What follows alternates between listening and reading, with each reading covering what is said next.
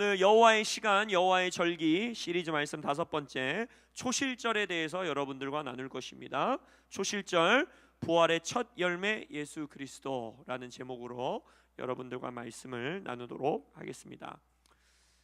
우리가 이번 올 한 해 여호와의 절기, 레위기 23장에 나와 있는 하나님의 절기, 여호와의 절기다라고 하면서 우리에게 7가지의 절기를 허락하십니다. 그 절기라는 히브리 원어는 말씀드렸듯이 appointed time, 무슨 말이죠? 정해져 있는 시간, 아니면 하나님께서 구별하신 시간, 아니면 하나님께서 준비하시고 예비하신 시간이라는 뜻이에요. 그래서 말씀드렸듯이 성경 안에서 이것은 유대인의 절기다라고 하지도 않았고, 이스라엘의 절기다 하지도 않았고, 교회의 절기다라고 하지 않았고, 하나님께서 내 시간이다, 이건 내 거다, 나의 절기다, 나의 시간이다, 이게 헬라어로 뭐라 해서 나의 카이로스다라고 말했죠. 하나님께서 따로 구별하여 준비하시고 예비해 놓으신 시간들이 있다라는 거예요. 절기들이 있다라는 거예요. 그것에 기념하라는 거예요. 그것에 기억하라는 거예요. 그것에 인생을 맞추라는 거예요. 그래야 할 때 하나님께서 예비해 놓으신 시간에 준비해 놓으신 하나님의 역사들, 하나님의 약속들, 하나님의 능력들, 하나님의 것들이 그 시간에 맞추어 인생을 살아가는 자들에게 흘러 들어오는 역사가 있을 것을 예수의 이름으로 선포합니다. 그래서 우리는 앞으로의 3년이라는 시간, 올해를 포함한 3년이라는 시간 동안에 이 여호와의 절기에 우리의 인생을 맞추어 사는 것이 무엇인가 연구하고 시도해보고 살아내고, 그래서 우리의 몸과 우리의 삶에 체질화시키는, 우리의 교회에 체질화시키는 그러한 시간을 지날 것입니다. 할렐루야. 그래서 우리가 지난주 유월절과 무교절에 대해서 봤죠. 유월절은 뭘 예표했다고 했습니까? 예수님의 죽음, 십자가, 그죠? 유월절 어린 양, 유월절 어린 양의 피로 우리가 찬양하잖아요. 그게 예수님인 거예요. 유월절 어린 양이 예표하는 건 뭐라고 했어요? 4일의 시간 동안에 그 양을 우리 집에서 데리고 살면서 그 양을 사랑하고 그 양과 추억을 쌓고 그 양과 친밀함을 누리고 그 양과 함께 거하는 그 시간 가운데에 그의 피로 그들의 죽음의 영으로부터 자유케 되는, 장자의 죽음이 면하게 되는, 그것을 예표하시면서 뭐라고 하신 겁니까? 예수님의 십자가의 보혈을 우리가 진심으로 기념하고 기뻐하고 즐거워할 수 있는 길, 구원의 감격이 우리를 사로잡을 수 있는 길에 가장 중요한 건 뭐라 그랬어요? 예수님과의 친밀함이 있으셔야 돼요. 예수님과 함께 사셔야 돼요. 예수님과 함께 먹고 마셔야 돼요. 예수님이 내 안에, 내가 예수님 안에 거하셔야 돼요. 할렐루야.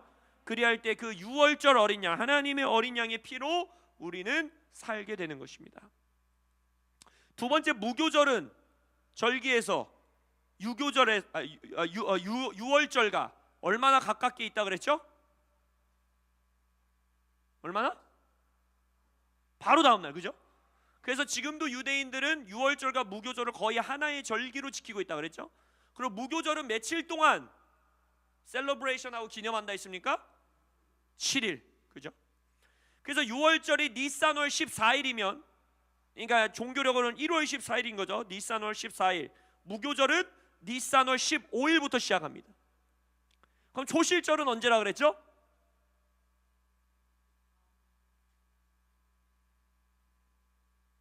유월절 어린 양의 피로 우리가 구원받았고, 그죠? 예수님이 며칠 만에 부활하셨어요? 3일. 근데 그 3일을 우리가 우리 식대로 생각하면 하루, 이틀, 3일 이렇게 돼야 되잖아요. 그렇잖아요. 사흘 후 3일째 되는 날 예수가 부활하신 거예요. 그건 예수님이 유월절에 죽으셨고, 실제로 예수님이 유월절에 죽으셨습니다. 그리고 예수님이 무교절에 묻히셔서 그 무덤 안에서 몸이 썩지 않음을, 무교절에 가장 중요한 건 뭐라 그랬어요? 누룩, 죄의 영향력, 죽음의 영향력이 모든 인류는 몸을 썩어 없어지게 했지만 예수님의 몸은 어떻게 했다? 썩어 없어지게 할 수 없었다. 할렐루야. 그걸 상징하는 거라죠. 누룩을 제하라. 그래서 이제 우리는 우리의 삶에서 죄의 영향력, 죄의 굴레, 죽음의 속박 아래서 살 필요 없이 이제 누룩을 제한 삶을 살 수 있는 은혜가 주어졌다. 할렐루야. 예수 안에서 이 절기들이 완성되는 거예요. 자, 그럼 무교절 다음에 사흘 후면 하루, 이틀, 사흘, 이때 예수님이 부활하신 거예요. 이게 뭐다? 초실절인 거예요. 니산월 14일은 유월절, 니산월 15일부터 일주일간은 무교절. 그러니까 무교절 중간에 무교절 첫날 다음날, 그러니까 무교절 둘째 날, 그날이 뭐다? 초실절이다. 그러니까 유월절, 무교절, 초실절은 실은 함께 셀러브레이션 해야 되는 묶어가는 절기인 거예요. 자, 그럼 여기서 뭐를 눈치채셨어야 돼요, 여러분들은. 유월절이 올해 언제였어요? 우리가 왜 지난주에 유월절을 기념했죠? 지난주 주일 하루 전날 토요일, 그때가 올해는 유월절에서 말씀드렸듯이 이 유대력은, 하나님의 달력은 달을 기준으로 하고 있기 때문에 태양력을 쓰고 있는 우리라는 날짜가 맞지 않아요. 항상 똑같은 날짜 떨어지는 게 아닙니다. 그래서 토요일이 유월절이었어요. 그러니까 어제 말고 그 지난주 토요일. 자, 그럼 무교절은 언제 시작한 거예요? 지난주 주일, 그죠? 그러니까 우리 달력으로 하면 4월 13일 날 시작한 거예요. 그럼 예수님이 언제 부활하셨어요? 4월 우리 달력으로 14일 월요일 날 부활하셨어요. 근데 왜 오늘 우리는 부활을 기념하는 걸까? 월요일 날 교회 오라고 하면 싫어할까 봐 주일에 한 걸까? 여러분들이 소위 알고 있는 뭐 대림절, 사순절, 제금요일, 부활절, 성탄절, 또 뭐 있어요? 성령 강림절, 이런 것들은 교회력이라고 말합니다. 교회력. 이것은 교회의 공회의, 니케아 공회의 때 이것을 교회의 절기로 섬기자라고 그때 당시에 교회의 지도자들이 모여서 결정한 것이에요. 그럼 여러분, 부활절이 왜 항상 이때쯤 떨어지는지 생각해 본 적 있으세요? 왜 이때쯤 부활절을 기념할까? 부활절의 기준 아시는 분, 이거 알면 진짜 교회력을 사랑하시는 분이에요. 왜냐하면 저도 검색해서 알았어요. 부활절은 어떻게 떨어지냐면 3월 21일이 뭔지 아세요, 혹시 여러분? 3월 21일은 춘분이라는 거예요. 춘분. 그게 저녁의 시간과 낮의 시간이 같아지는 날이래요. 신기한데, 그걸 알아낸 것도 신기한데. 자, 그럼 3월 21일 이후에 첫 보름달이 뜨는 날. 복잡해요, 여러분. 그러니까 춘분이 지나고 나서 첫 보름달이 뜬 날, 그 다음 주일, 그게 부활절이에요. 그게 교회력입니다. 왜 그렇게 복잡하게 지었는지 저는 모르겠어요. 근데 아무튼 교회 리더들이 그렇게 결정한 거예요. 그래서 여러분들이 기억하셔야 되는 건, 예수님은 성금요일에 돌아가신 게 아닙니다. 유월절에 돌아가셨어요. 그래서 우리는 여기서 3년 동안 극심한 고민을 해야 돼요. 교회력을 무시해버릴 거냐? 아니면 여호와의 절기만으로 지키면서 살아갈 것이냐? 교회력을 지키는 채로 여호와의 절기를 기념할 것이냐? 그래서 제가 왜 강성민 목사님과 이스가랴 목사님에게 그렇게 전화를 해야 되는지 아시겠죠? 메시아닉 유대인들 중에서도 교회력도 지키면서 여호와의 절기를 지키는 자들도 있고, 여호와의 절기만 지키는 자들도 있고. 그런데 저는 아직 결정하지 않았습니다. 할렐루야. 그래서 다 지키려고요. 일단 할렐루야. 왜냐, 저는 일단 이 부활절, 성탄절, 이날 예수님이 부활한 게 아닌데 왜 기념하냐, 이날 예수님이 태어나신 것이 아닌데 왜 기념하냐, 이런 말들을 하시는 분들은 많이 있어요. 근데 여러분, 하나님 나라 안에서의 전통이라는 것은 그 전통 안에 있는 의미와 이 하나님의 메시지를 우리가 잃어버리지 않는 한 하나님께서는 그 전통을 굉장히 귀히 쓰십니다.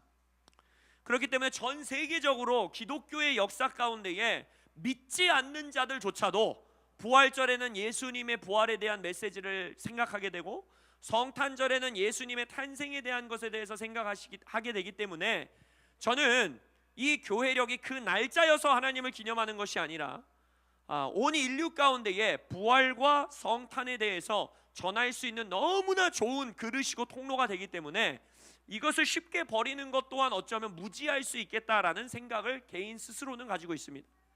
그래서 우리가 앞으로의 3년 동안 하나님께서 우리를 어떻게 이끌어 가실지를 좀 잘 보면 좋겠어요. 근데 이건 꼭 기억하셔야 돼요. 예수님은 원래 언제 돌아가셨다? 유월절에 돌아가셨어요. 그리고 언제 이제 무덤 안에서 무교절을 보내신 이후에 언제 부활하셨다? 초실절에 부활하신 거예요. 부활 기념 주일에 부활하신 게 아닙니다. 초실절에 부활하셨어요. 자, 이 여호와의 절기의 7 절기는요, 전부 농경 사회였던 그때 당시에 맞춰서 모두 추수와 연결되어 있습니다. 봄의 절기라고 말하는 유월절, 무교절, 초실절, 이 세 가지의 절기는 언제냐? 봄의 절기, 보리 추수의 때에 이것을 기념합니다. 그래서 오늘 우리 이후에 보겠지만 초실절에는 초실, 첫 열매잖아요. 뭘 가지고 하나님 앞에 나오는 거냐? 첫 보리 추수의 한 묶음, 한 단. 그러니까 처음으로 보리 추수를 딱 해서 한 단을 딱 묶으면 처음 내가 추수한 그 한 단을 하나님 앞에 가지고 나오는 것이 초실절이에요.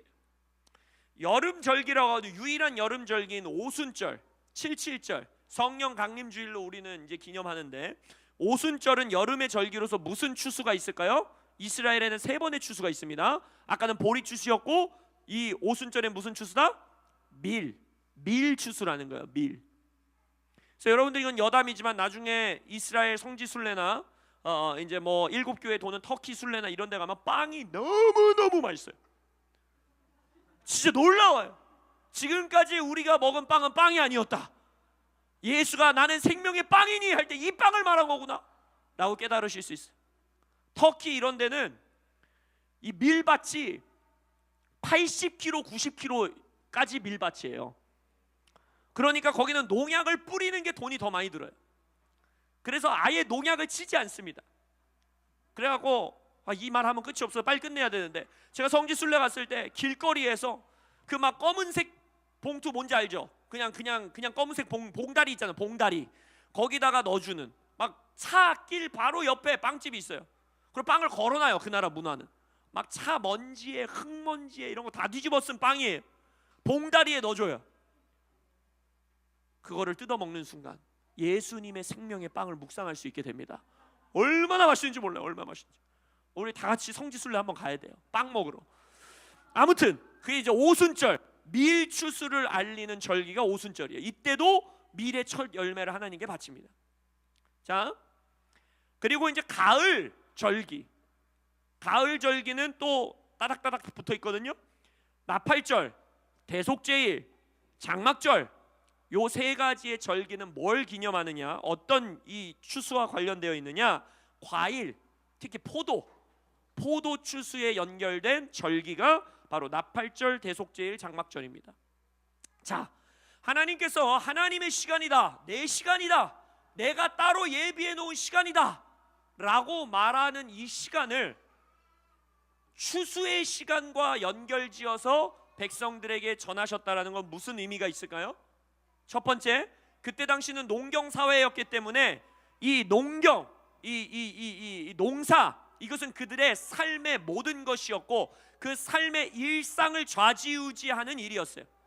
농사가 성공하면 생명이 연장되는 것이고, 농사가 실패하고 기근이 오면 그들의 일상은 무너져 버리는 거였어요. 그렇기 때문에 추수와 하나님의 시간을 연결 지으셨다라는 것은 뭘 의미하는 것이냐? 하나님의 역사, 하나님의 시간, 하나님의 개입하심은 우리의 일상의 삶에 엮여 있음을 믿으라는 거예요. 우리의 매일매일의 삶에, 우리의 매일의 생명을 책임지시는 것은 하나님이시다라는 것을 기억해야 된다는 거예요. 그리고 두 번째, 예수 그리스도를 통한 인류 대추수. 세상을 이처럼 사랑하사 하나님께서 인류를 구원하시겠다라는 선포이신 거예요. 나의 시간, 나의 절기가 모든 추수의 역사에 관여하게 될 것이다 라고 하나님께서는 선포하고 계시는 것입니다. 자, 그럼 초실절. 이 초실절에서 가장 중요한 2가지가 있어요. 첫 번째는 무엇이냐? 모든 첫 것을 하나님께로, 첫 것을 하나님께로 돌린다라는 의미가 있습니다. 초실절의 가장 중요한 핵심은 처음 것을 하나님께로 돌린다는 거예요.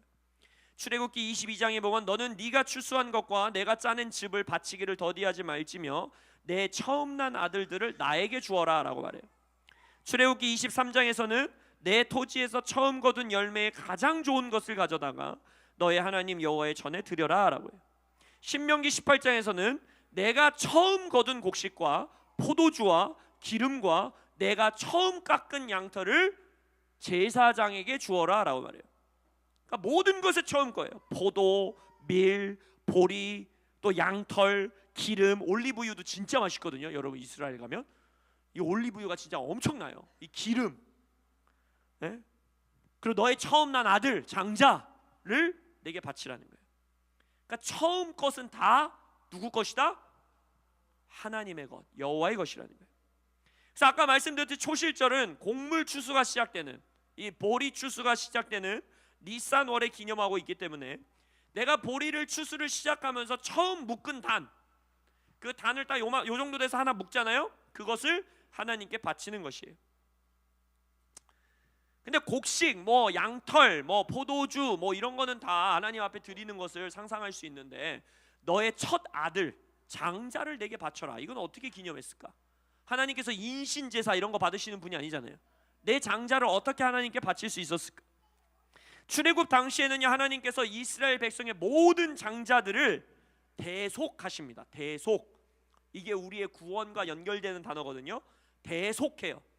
이스라엘의 12지파 가운데에 11지파의 아들들의 장자의 숫자를 셉니다. 그리고 이들은 내 거야. 너의 장자들은 원래 나에게 와서 나의 일을 하고 나를 섬기는 자들이 돼야 돼 라고 말했어. 근데 다 장자들을 데려올 수 없으니까 하나님이 자신의 장자의 지파를 하나 세우십니다. 그게 뭐죠? 레위 지파예요. 레위 지파. 그래서 레위인들의 장성한 성인의 숫자대로 다른 11지파의 아들들이랑 1대1 매칭을 시키는 거예요. 유다 지파에 몇 명이면 레위인 몇 명 해서 세보는 거예요. 자, 그러면은 모든 레위인들의 숫자와 이 장성한 자들의 숫자와 출애굽 당시에 11지파의 장자들의 숫자, 그냥 머리로 생각해도 누가 더 많을 것 같아요? 당연히 11지파의 장자들의 숫자가 더 많겠죠. 그죠? 그러면 남는 애들이 있을 거 아니에요. 대속이 안 된 애들. 그럼 이 대속하기 위해서 뭘 해야 되냐면 하나님 앞에 예물과 제물을 가지고 나옵니다. 그리고 그것을 레위인들에게 줘요.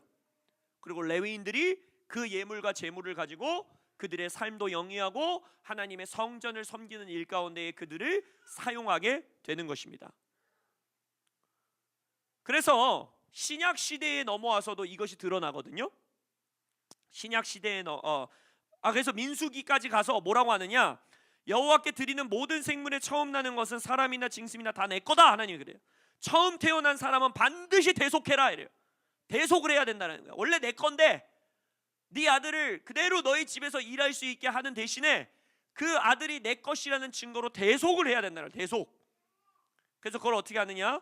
네 첫째 아들이 태어난 지 한 달이 되면 제사장에게로 데리고 오는 거예요.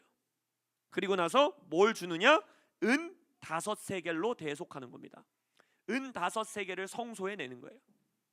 5세겔이 얼마 정도인지 감이 안 잡히시죠? 당시 노동자의 품삯, 이제 신약 시대로 넘어와서 노동자의 품삯 연봉, 1년치 연봉이 은 10세겔입니다. 그러니까 거의 6개월치의 월급에 해당되는 금액을 내 장자의 대속으로 내어놓는 거였어요. 그러니까 작은 금액은 아니었습니다. 물론 하나님께서 이것을 감당할 수 없는 자들을 위한 법들도 다 마련해 놓으셨지만 하나님께서 말씀하신 아들을 대속하는 금액은 그렇게 작은 금액이 아니었어요. 그래서 처음 태어난 아기가 한 달 지난 후에 이 대속하는 일을 파디온 하벤이라고 헬라어로 말해요. 파디온 하벤. 이 뜻이 뭐냐? 장자의 대속이라는 뜻입니다. 장자의 대속. 이 장자의 대속을 기억하세요. 파디온 하벤이라는 단어 기억해 놓으세요. 이게 아주 중요해요. 파디온 하벤. 잠시 그 단어를 기억하시면서 첫 열매를 하나님께, 처음 것을 하나님께 드린다는 것은 성경적인 의미가 무엇일까? 첫 번째는 모든 추수를 대표하여서 이 첫 단을 하나님께 바침으로써 하나님께 감사함을 표현하는 거예요. 나의 추수의 주인은 하나님이십니다.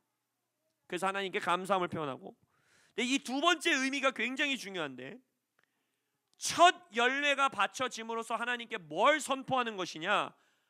앞으로 있을 모든 추수를 하나님께서 이제 보증해 주시는 것을 믿습니다라고 선포하는 거예요. 나와 내 가정이 구원받는다는 성경적 원리가 여기 있는 거예요. 만약 여러분들의 가정 가운데 내가 홀로 처음으로 구원받은 사람이라면 하나님께 당당히 선포할 수 있는 거예요. 하나님, 나를 첫 열매로, 내 가정의 첫 열매로 주님께 나를 바쳤습니다. 나는 이제 하나님의 자녀입니다. 그러니 이후에 있는 나의 가족들, 나의 뒤에 있는 구원받지 않은 나의 가족들 또한 그 추수, 영혼 추수를 하나님께서 보증하여 주시옵소서. 할렐루야. 하나님께서 추수하여 주옵소서라고 선포할 수 있는 것입니다. 그리고 세 번째, 첫 열매를 바치는 아주 중요한 의미는 뭐냐? 일부 첫 열매를 하나님께 바침으로써 뭘 고백하는 것이냐? 나의 전체가 하나님의 것입니다 라고 선포하는 거예요. 그게 11조의 원리예요.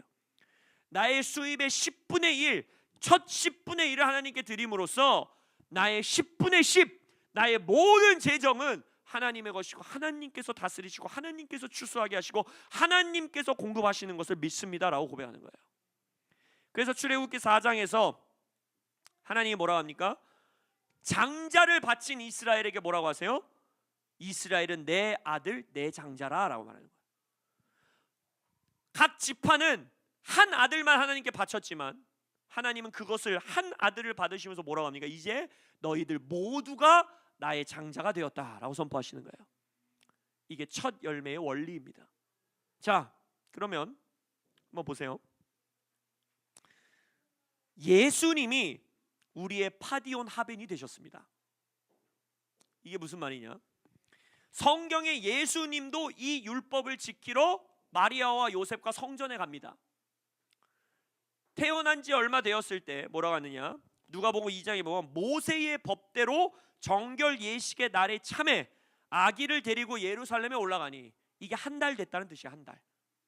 예수가 태어난 지 한 달이 됐기 때문에 모세의 법대로 예루살렘으로 아기를 데리고 가는 거예요. 이는 주의 율법에 쓴 바 첫 해에 처음 난 남자마다 주의 거룩한 자라 하니라, 주님의 것이라 하니라. 아기를 주께 드리고 또 주의 율법에 말씀하신 대로 산비둘기 한 쌍 혹은 어린 집비둘기 둘로 제사하려 함이니라. 대속하러 가는 거예요. 예수님이 장자기 때문에 마리아의 가정에 예수님을 대속하러 가는 겁니다. 근데 이 파디온 하벤 예식을 하러 갔을 때 중요한 사건이 일어납니다. 여기서 어떤 일이 일어나느냐?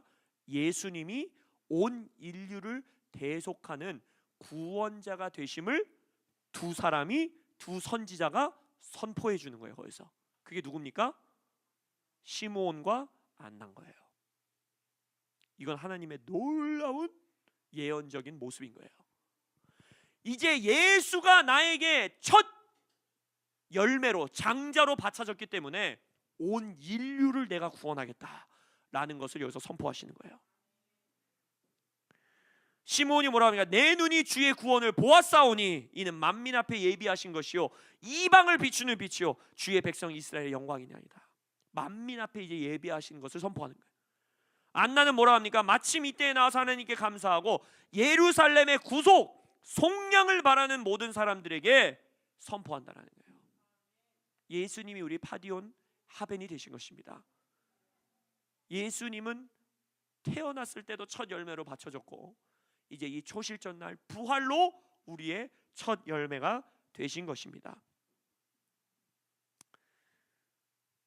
유월절날 예수님이 모든 죽음의 영으로부터 우리를 자유케 하시기 위해 죽으셨고, 무교절날 예수님의 몸은 죽음으로 썩을 수 없음을 선포해 주셨고, 그리고 이제 초실절날 부활하사 오늘 고린도전서 15장 오늘 본문 말씀에서는 뭐라고 합니까?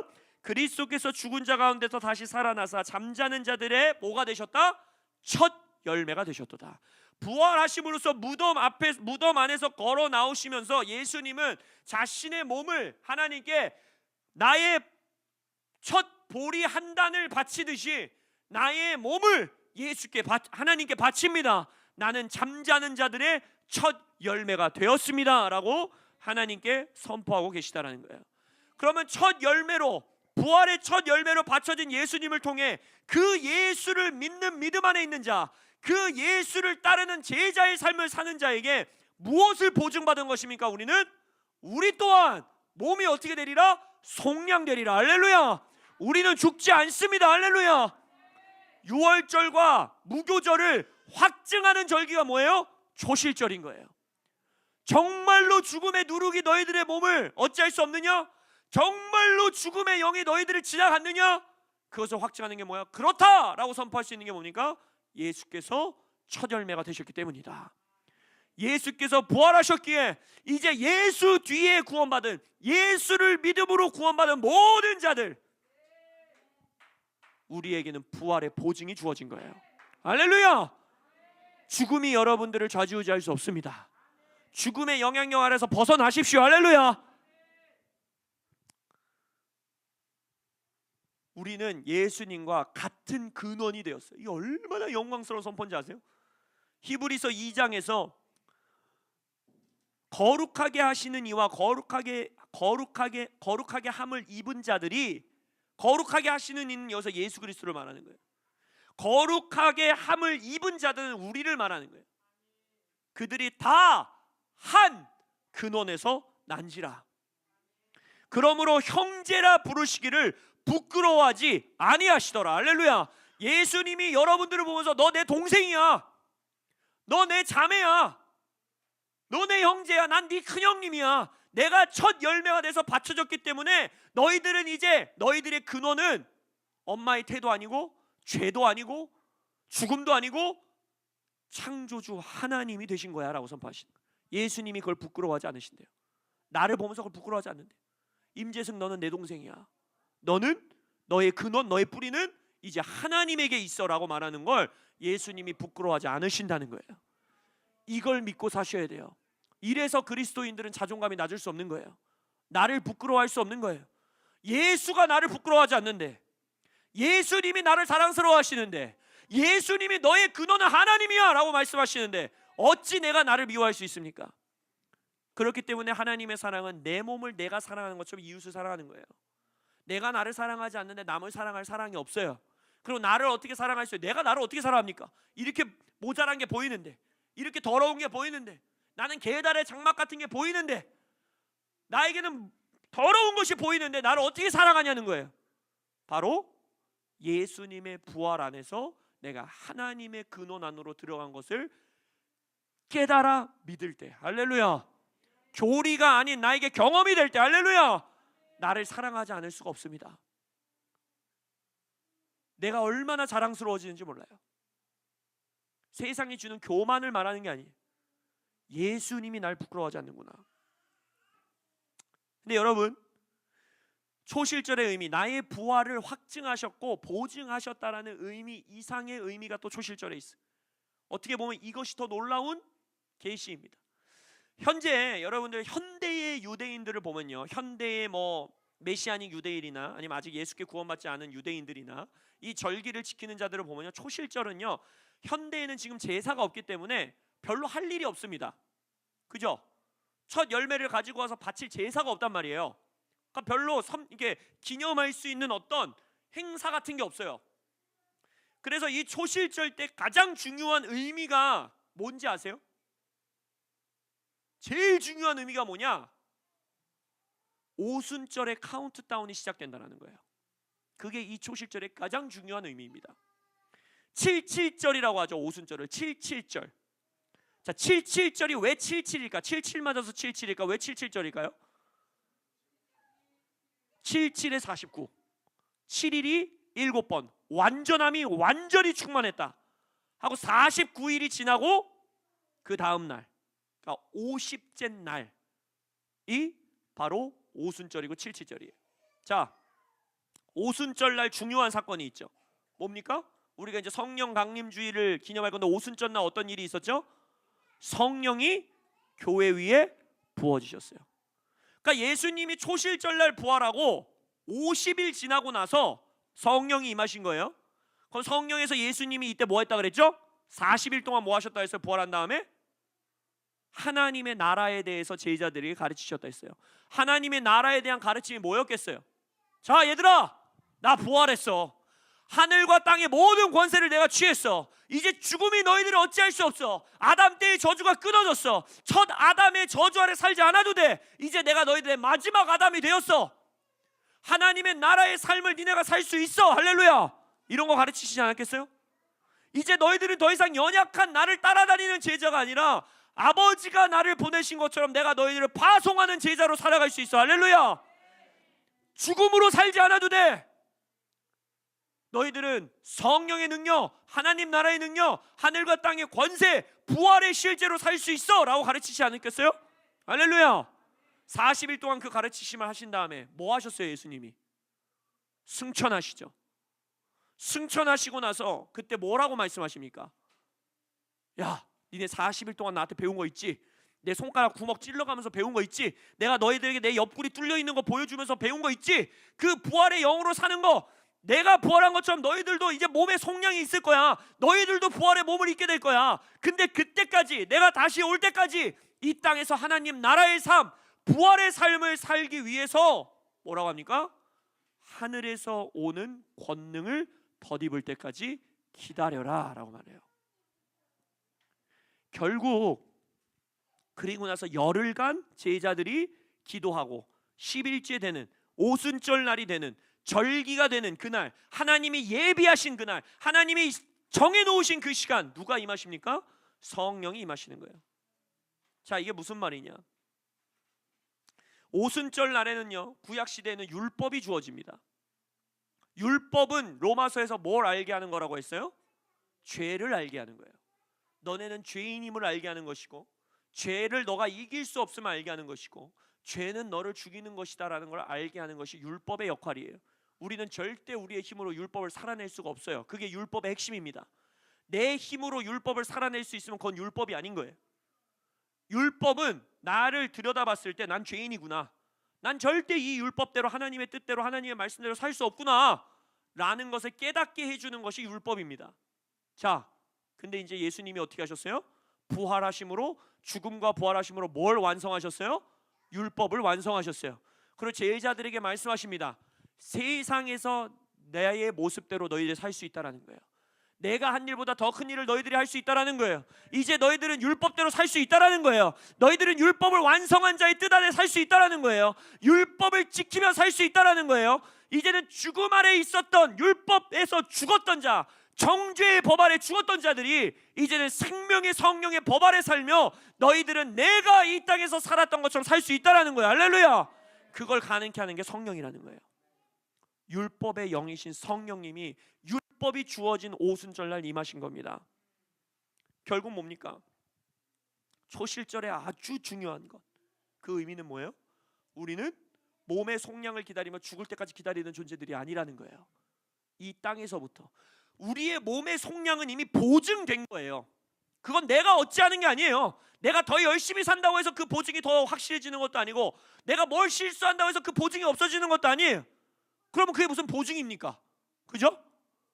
예수님이 첫 열매로 바쳐짐으로써 내가 죽은 후에 예수님이 오든 내가 살아계실 때 예수님이 오든 어쨌든 이 썩어 없어지는 몸은 없어진다는 거예요. 할렐루야. 그 몸의 속량은 내게 속한 게 아니에요. 근데 내가 이 땅에서 살아가야 되는 부활의 삶이 있다라는 거예요. 예수님은 그거에 관심이 있다라는 거예요. 그러면서 그것을 가능케 하기 위해서 나를 죽음에서 살리신 동일한 영이 이제 너희들 안에 들어오실 거야. 그가 너희들 위에 거하실 거야. 그래야지만 너는 그 삶을 살 수 있어. 그것만이 유일한 길이야. 말씀의 영이신 성령으로 충만해야지만 너희들은 이 초실절을 완성한 나의 부활의 삶을 너희들이 살 수 있어 라고 말씀하시는 거예요. 그래서 아까 6월절, 무교절, 초실절이 뗄래야 뗄 수 없는, 6월절과 무교절을 확증하고 보증하는 것이 초실절이었던 것처럼 초실절을 또 보증하는 게 뭐예요? 오순절인 거예요. 절기들은 뗄래야 뗄 수가 없는 거예요. 예수님 안에서 다 꿰지는 거예요. 그래서 하나님의 시간인 거예요. 성령이 없이는 부활이 없는 거예요. 부활이 없이는 죽음이 없는 거예요. 우리는 죽음이 없이는 부활이 없다라고 생각해요. 그것도 맞는 말이에요. 그러나 더 성경적으로 정확하게 하다면 부활이 없으면 이 죽음은 의미 없는 죽음인 것입니다. 성령의 부어짐이 없이는 이 부활은 그냥 예수님 혼자 살아나신 부활일 뿐이에요. 그러나 성령이 하나님의 백성들에게 부어짐으로써 예수 혼자 그냥 멋진 일을 해내신 것이 아니라 그 부활의 역사를 믿는 우리들에게 이제 동일하게 역사하시겠다라는 약속인 것이에요. 그래서 죽음과 부활은 뗄래야 뗄 수 없는 것이고 부활과 승천은 뗄래야 뗄 수가 없는 거예요. 승천하사 우리에게 성령을 보내시기 때문에. 여러분, 예수님이 보이십니까? 하나님이 시간들을 왜 예표하셨겠어요? 왜 하나님이 시간들을 따로 구별하셨겠어요? 하나님의 목적은 딱 하나예요. 자신의 아들을 드러내시기 위한 것입니다. 이 절기 의미 하나하나, 날짜 하나하나 다 기억 못 하시겠어요?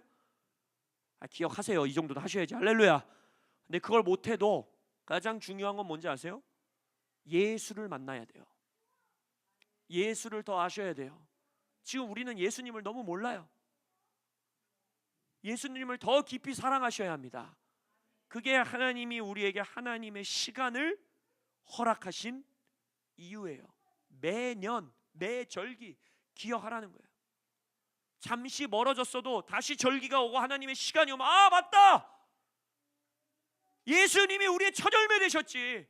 나는 이제 더 이상 옛삶을 살지 않아도 되지. 더 이상 죄의 누룩이 나를 어찌할 수 없지. 기억하라는 거예요. 그걸 예수님이 이루셨구나.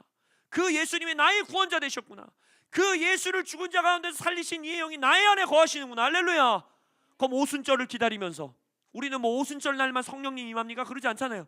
오순절을 향해 50일간 걸어가면서 우리는 이제 매일매일 뭘 기대하고 뭘 기도하는 거예요? 성령님! 그래서 오늘 하루도 내가 첫 열매 되신, 부활의 열매 되신 예수님의 걸음을 내가 걷게 하여 주옵소서. 부활의 실제로 살게 하여 주십시오. 말씀대로 살게 하여 주십시오. 말씀을 순종할 수 있게 하여 주십시오. 율법을 지키며 살아갈 수 있게 하여 주옵소서. 할렐루야. 그 삶을 살아가는 것이 바로 여호와의 절기대로 나의 삶을 맞춰 살아가는 삶인 것입니다. 재밌지 않으세요? 하나님이 이 시간을 다 마련해 놓으시고 우리는 이 절기가 그냥 아무 의미 없는 그냥 유대인들이나 지키는 재미없는, 또 절기 나오는 성경 여러분 잘 안 읽잖아요. 출애굽기, 레위기, 민수기, 신명기 맨날 뛰어넘고 읽잖아요. 그러지 마세요. 거기에 놀라운 예수님의 계시가 숨겨져 있는 거예요. 할렐루야.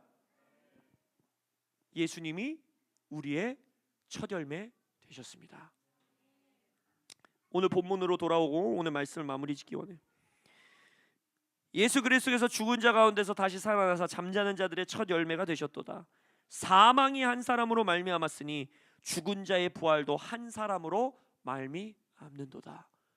아담의 죽음으로 우리가 모두 다 죽음의 영향력에 놓이게 되었으나 이제 첫 열매 되신 예수님의 부활로 우리는 부활의 영향력 아래 살 수 있는 것입니다. 아담 안에서 모든 사람이 죽은 것 같이 그리스도 안에서 모든 사람이 삶을 얻으리라.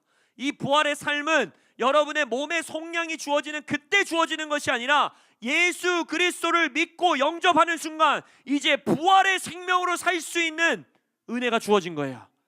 근데 그걸 누굴 통해 한다고요? 성령, 오직 성령. 할렐루야. 말씀의 영이신 성령으로 할 수 있는 거예요.